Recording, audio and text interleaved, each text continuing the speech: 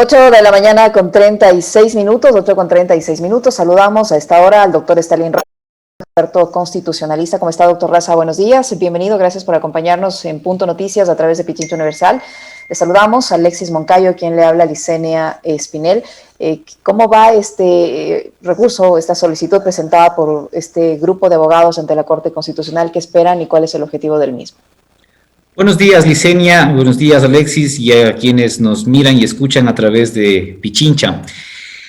Bien, va bien. Ayer presentamos el pedido y tuvimos una reacción inmediata, ¿no? El mismo momento en el que estábamos presentando el pedido, la Corte Constitucional notificó que se estaba reuniendo y que había decidido, el pleno de esa Corte había decidido dictar el auto de seguimiento de los dictámenes constitucionales, es decir, nos concedieron absolutamente la razón en tiempo récord, además, pero nos concedieron la razón en nuestro pedido y ordenaron que la secretaria de la presidencia, la secretaria jurídica de la presidencia, como funcionaria que está designada por el presidente de la República ante el Consejo de Rehabilitación Social, reúna a ese consejo y de manera inmediata informe sobre el cumplimiento de los 4 dictámenes. Un poco para recordarle a la audiencia, en el año 2019 se dieron 2 dictámenes de la Corte Constitucional y en el año 2020 se dieron otros 2 dictámenes de la Corte Constitucional, aprobando los estados de excepción que había presentado el presidente de la República para resolver la crisis carcelaria, más que para resolver la crisis carcelaria, para lidiar con problemas de focos de violencia que se produjeron en esa época en los centros de rehabilitación social. La Corte en esa oportunidad le ordenó que realizara al presidente de la República y a distintos funcionarios una serie de cosas, le dispuso una serie de obligaciones, dentro de ellas las más importantes, articular una política estructural, porque las causas de la crisis carcelaria son causas estructurales, no son coyunturales. Hemos visto y hemos constatado, después de lo que ocurrió el 23 de febrero, que nada de eso, ninguna de esas obligaciones se ha cumplido. Por eso es que acudimos a la Corte a pedir que la Corte lo verifique y la Corte ha decidido verificar. Doctor, ¿cómo está? Muy buenos días, un gusto saludarle. ¿Cuáles fueron las cosas en las que no cumplió el gobierno? Y ahí quisiera también mencionarle y profundizar sobre 2 hechos, ¿no? Son esas 2 declaratorias de emergencia. Emergencia que permite movilizar recursos, movilizar esfuerzos de parte del Estado, pero que por lo visto no han servido para nada. Entonces, ¿en qué cosas nomás incumplió el Estado para atender esta crisis carcelaria que terminó en la masacre del 23 de febrero? Mire, la Corte le dijo que la crisis carcelaria obedece a 4 factores estructurales. En primer lugar, el hacinamiento, por supuesto. En segundo lugar, la corrupción dentro del sistema de rehabilitación social que permitía el ingreso de armas, el ingreso de artículos prohibidos, que no son de fácil acceso para la gente que entra a visitar a sus parientes, ni para el público en general, ni para los abogados que ingresamos a visitar a nuestros clientes, porque son armas de grueso calibre, porque son artículos prohibidos que contemplan, además de celulares, hasta droga. Entonces, esto significa que hay connivencia de las autoridades del propio sistema. Eso es corrupción en el sistema. Esto fue el segundo factor que detectó la Corte Constitucional. El tercero, por supuesto, es la falta de infraestructura. Y el cuarto, la falta o la insuficiencia de la provisión de servicios básicos. Nosotros hemos visto que una de las quejas reiteradas de los privados de la libertad es que no tienen ni siquiera acceso a agua. Entonces la Corte ha dicho, esto no es un tema coyuntural, esto es un tema de tipo estructural, y para eso el presidente de la República junto con el SNAI tienen que hacer una política de largo alcance, de largo plazo, para resolver esos problemas. Y el presidente de la República y el SNAI y los ministros que están a cargo de esta gestión tampoco lo han realizado. Por eso tenemos la consecuencia que tuvimos hace 15 días, 79 privados de la libertad que fallecieron de manera horrorosa. Fue una masacre verdaderamente que a todos nos espeluznó. Así que evidentemente el presidente de la República no ha cumplido con esto. Le dijo también a la Defensoría del Pueblo en esas 4 ocasiones, la Corte Constitucional, que haga una supervisión de estos procedimientos, de estas políticas públicas, de esta ejecución de las políticas públicas, que tampoco lo ha hecho porque la Defensoría del Pueblo le ha informado a la Corte que no le han permitido hacerlo, lo cual también es inaceptable porque el defensor del pueblo, cuando desea ejercer acciones legales para ejercer sus funciones, lo hacen. En este caso vemos que ha sido escasa su participación. Así que la Corte le está llamando la atención también al defensor del pueblo y le dice, informe usted sobre los procesos judiciales, habeas corpus, correctivos en principio, que debió haber presentado, no para buscar la liberación de los detenidos, sino para buscar el mejoramiento de las condiciones en las que ellos se encuentran privados de su libertad. No se ha cumplido, nada de esto se ha cumplido y el Consejo de Rehabilitación Social tendrá que reunirse, tendrá que mandar el informe al presidente de la República y a partir de eso la Corte tendrá que determinar si hay o no hay incumplimiento. Es evidente que hay incumplimiento. Como es evidente que hay incumplimiento, doctor Raza, ¿qué va a pasar una vez que ya la Corte oficialmente no se han cumplido con todos estos requisitos? ¿Qué pasa allí? Claro, mire, si la Corte, un agregado adicional nada más, si la Corte llegase a establecer que sí hay cumplimiento, eso significaría que 79 personas han muerto porque todo el mundo ha cumplido con sus obligaciones, lo cual es contraintuitivo, ¿no? Es contradictorio. Así que nosotros creemos que la Corte tendrá que llegar a la conclusión inevitable de que no ha habido cumplimiento, de que se han incumplido los dictámenes, y con eso se establecerá o se configurará la responsabilidad del Estado frente a los familiares de esas 79 personas privadas de la libertad que perdieron su vida, pero además frente a los 38,000 detenidos que están en condiciones infrahumanas en los centros de rehabilitación social, quienes podrán activar reclamaciones ante el Estado para que el Estado repare de manera integral todos esos daños que se han producido desde la emisión de los dictámenes de constitucionalidad y desde antes, claro. Doctor, ¿cómo entender también, digamos, desde el punto de vista ya más social, ¿no? Más amplio, que exista una postura radical de parte de la ciudadanía? Y claro, digo, uno a ratos puede entender también, ¿no? Lo que opina cierto sector de la sociedad con respecto de las personas que están privadas de la libertad, entendiendo que además no todos son iguales y que no todos enfrentan penas y procesos por el mismo tipo de delitos, pero el estar privados de la libertad no les priva a esos de derechos, y hemos visto en esta semana, en estos días, como defensores de los derechos humanos que hoy están reclamando que el Estado asuma la responsabilidad por la masacre, no solo del 23 de febrero, sino por las masacres que han ocurrido desde años anteriores, por ser los responsables de las vidas de las personas que están recluidas en los centros de rehabilitación. Pero hay esa carga, ¿no? Hay una carga ideológica muy fuerte, cuestionando a quienes están defendiendo los derechos humanos de los privados de libertad. ¿Cómo entender aquello y cómo combatir también esos extremismos y esos radicalismos que nos llevan a un nivel de inhumanidad terrible? Mire, la sociedad está sometida siempre a prejuicios, ¿no? Quienes integramos la sociedad estamos atravesados por una subjetividad muy, muy grande. Todos los que hablamos desde una posición, hablamos parados desde una posición, así es que esa posición siempre puede ser objeto de visiones contradictorias, contrapuestas, y esto es parte de la tolerancia. El problema es que esto no se trata de un tema de posiciones personales, no se trata de un tema de tolerar las opiniones disidentes, se trata de que el Sistema Interamericano de Derechos Humanos ha dicho en varias sentencias, reiteradas sentencias, que los estados, y dentro de eso es en el caso presente el Ecuador, tienen la responsabilidad de precautelar la vida y la integridad de los privados de la libertad, porque son personas de especial atención, porque están libradas al poder del Estado, están recluidas en cárceles que son administradas por el Estado.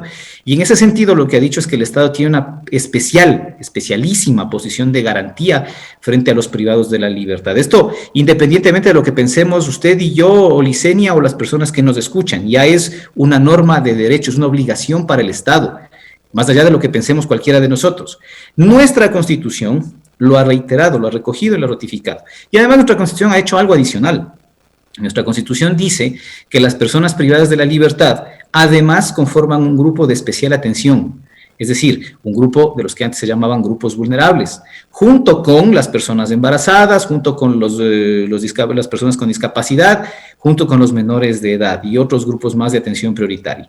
Entonces, estas personas privadas de la libertad que gozan de este estatus, no porque nos guste o nos disguste a quienes estamos interviniendo en los debates públicos, sino porque es norma de derecho, norma jurídica, y si queremos cambiarla, pues entonces tenemos que cambiar el Sistema Interamericano de Derechos Humanos, la Constitución, el COIP, COIP también dice, el artículo 676 del COIP dice que el Estado, lo dice textualmente, el Estado es responsable de las acciones y de las omisiones que cometan los funcionarios encargados del sistema de rehabilitación social cuando se vulneren los derechos de los privados de la libertad.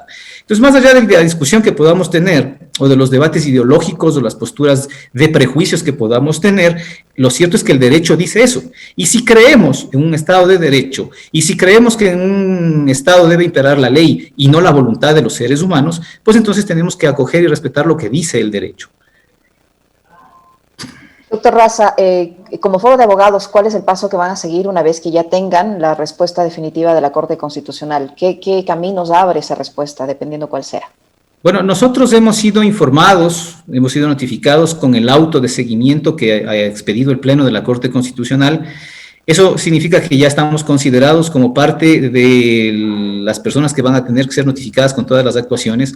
Seguramente, y si no es así, estaremos de todas maneras pendientes a la información que envíe la Defensoría del Pueblo, también a la información que envíe el organismo rector de la rehabilitación, el Consejo de Rehabilitación Social, y haremos, por supuesto, nuestras observaciones, haremos nuestros planteamientos, le diremos a la Corte cuál es nuestro punto de vista acerca de ello, nos mantendremos activos y vigilantes en esto, y por supuesto estaremos pidiendo que la Corte Constitucional declare el incumplimiento, porque a partir de ese incumplimiento es que se pueden establecer, bueno, no es una condición indispensable, pero digamos es necesaria, se pueden establecer ya responsabilidades hacia el Estado y hacia los funcionarios y se pueden reclamar las reparaciones a las que hay lugar, porque esto no puede quedar así. Doctor. ¿Qué tipo de reparaciones hay en este caso? Mire, la reparación surge del grado de responsabilidades que se determinen. La Corte Constitucional puede establecer que existieron responsabilidades de tipo administrativo, en cuyo caso dispondrán que las autoridades competentes, la Contraloría General del Estado, inicie los procesos disciplinarios para establecer las destituciones a las que haya lugar. Hay reparaciones, por supuesto, materiales, es decir, hay lugar a indemnizaciones, y hay también lugar a que la Corte Constitucional disponga o oficie para que la Fiscalía General del Estado inicie un proceso de investigación sobre este tema para determinar si existe o no responsabilidad penal.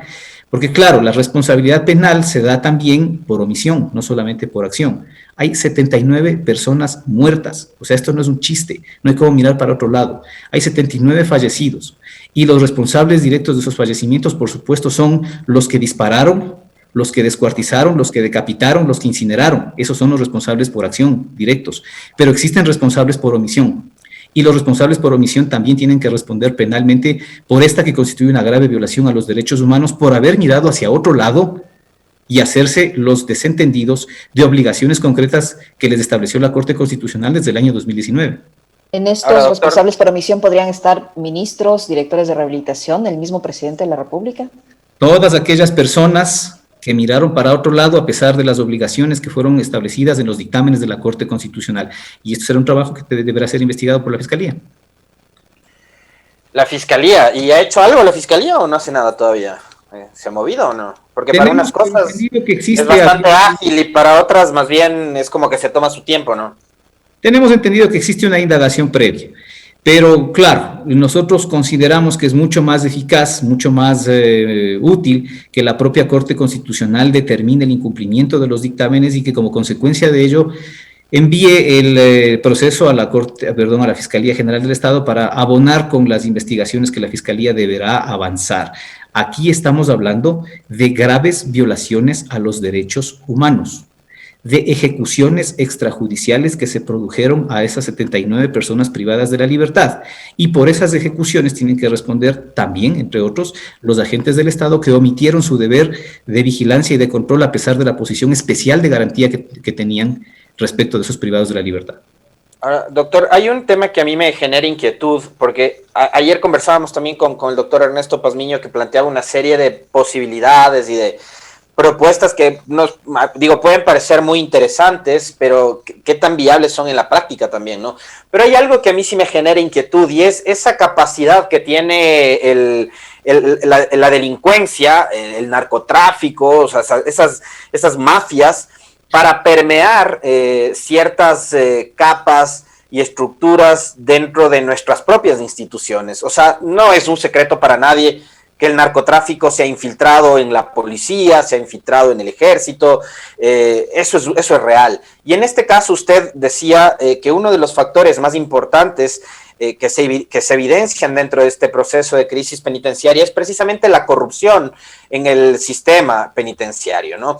Y esa corrupción, usted decía, tenía que ver con el control de las cárceles, con el ingreso de drogas, de armas, digamos, no es un secreto tampoco para nadie que desde adentro de las cárceles supuestamente han salido órdenes para asesinar, para cometer delitos.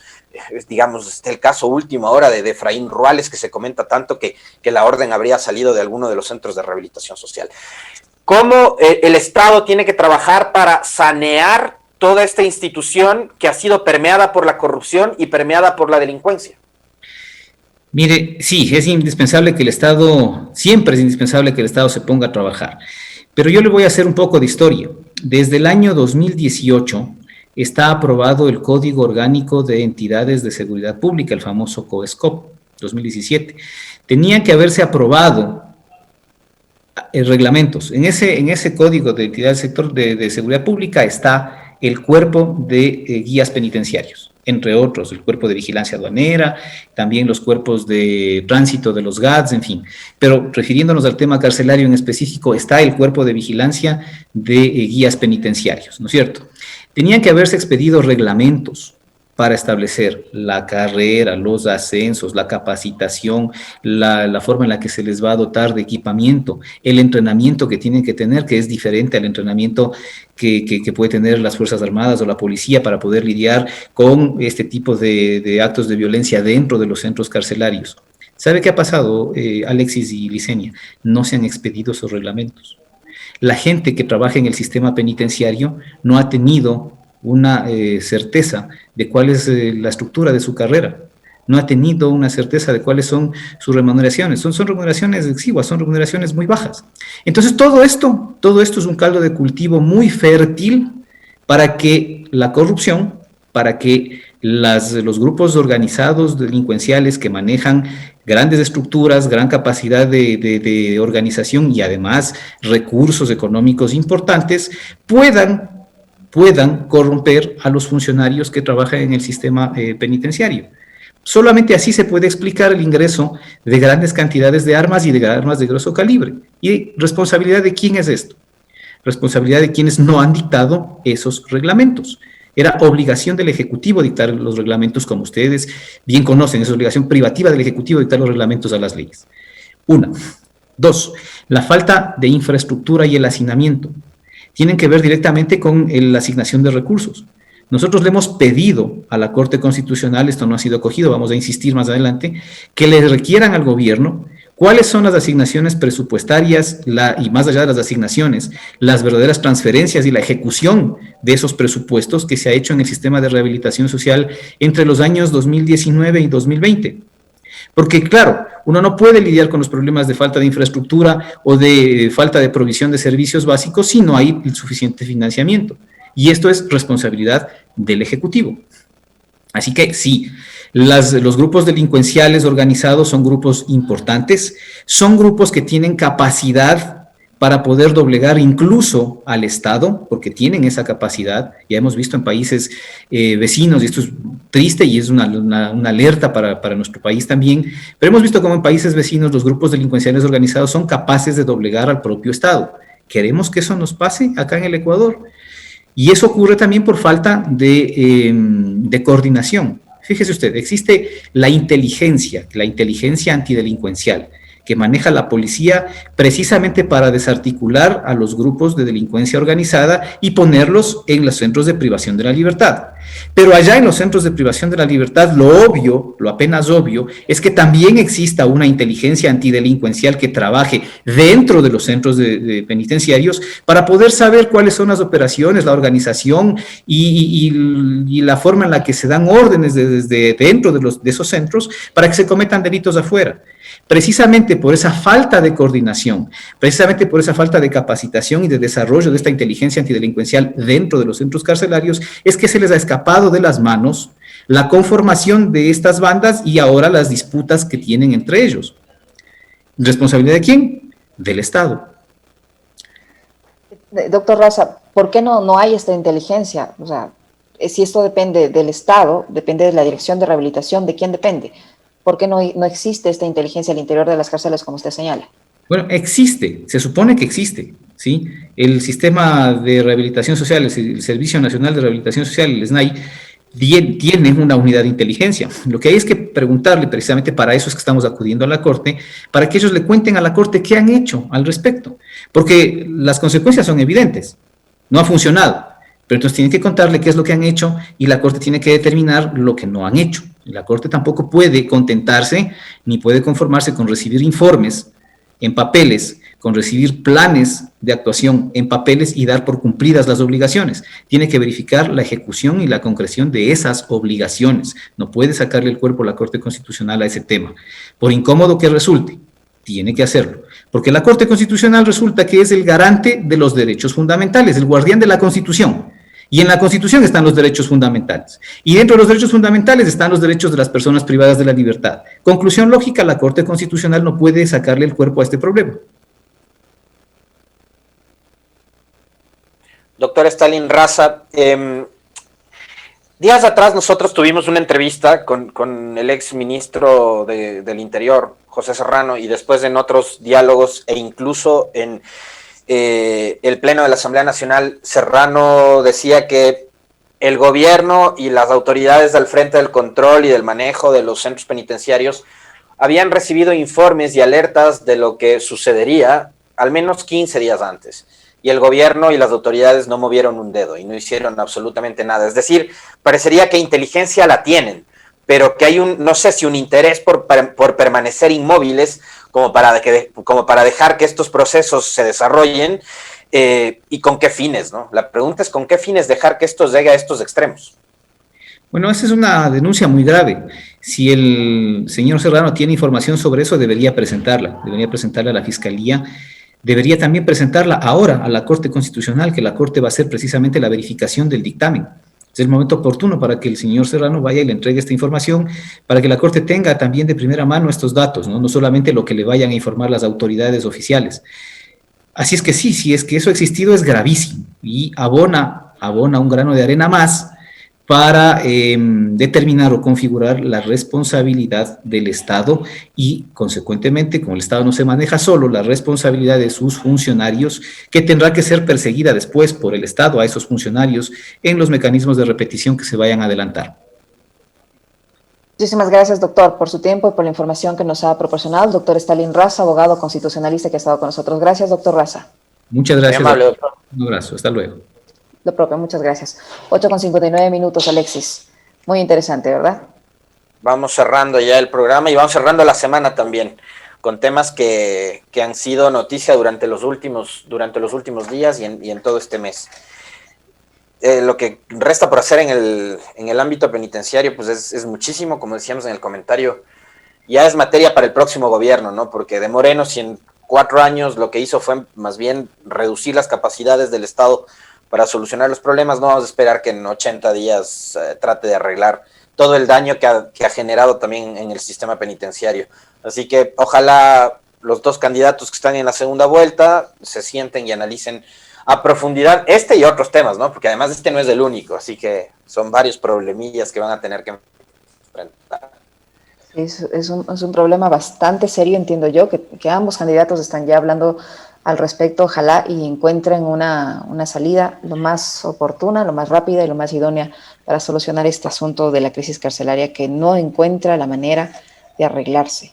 Han tomado decisiones equivocadas y se los dice ahora hasta la propia Corte Constitucional, imagínate. Así es. Oiga, le compartí un tuit en el chat, no sé si tuvo oportunidad de verlo. La alcaldesa de Guayaquil en su cuenta de Twitter ha publicado hace 10, 11 minutos que el gobierno nacional impide con pronunciamiento la compra de vacunas en Guayaquil.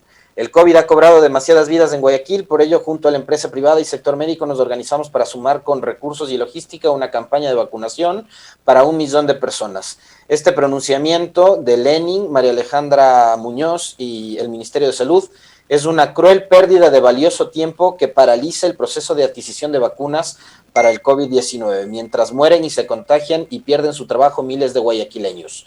Desde que enviamos la solicitud oficial firmada el 18 de febrero del presente año, han fallecido 159 personas a causa del COVID en esta ciudad.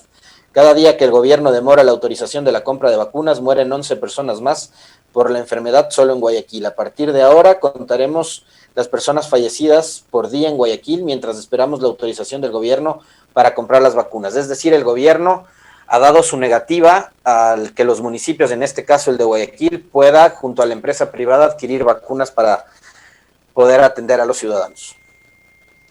No hay que sorprenderse, ¿no? Ya en el materia sanitaria hemos tenido muchas cosas de qué comentar, así es que esto no debe sorprender a nadie. Y es una lástima, porque si no lo hacen, tampoco lo dejan hacer. Es terrible. Mientras tanto, seguimos recibiendo a cuentagotas las vacunas, ¿no? Creo que ayer llegaron, ¿cuántas? ¿30,000? Algo así, ¿no? Algo así. Pero si tú te pones a analizar y a comparar con otros países, incluso de economías más debilitadas que la nuestra, estamos muy por debajo de ellos. Y es lamentable porque, como dicen las autoridades del municipio de Guayaquil y los alcaldes en general, mientras toman ese tipo de decisiones, mucha más gente se contagia y mucha más gente sigue muriendo. Y eso no les asusta y no les da miedo y no les da ni siquiera pena. Terrible. Pero bueno, tiempo de despedirnos, Alexis, no sin antes darles a conocer, amigos, cómo va a estar el clima durante esta jornada. Nosotros nos despedimos, les dejamos como siempre con muy buena compañía, vendrá ya 7F y nos encontraremos en nuestros diferentes espacios informativos, Alexis. Con usted ya mismo, conmigo el lunes. Un fuerte abrazo. Buen fin de semana, cuide esa garganta, Sí. educadito.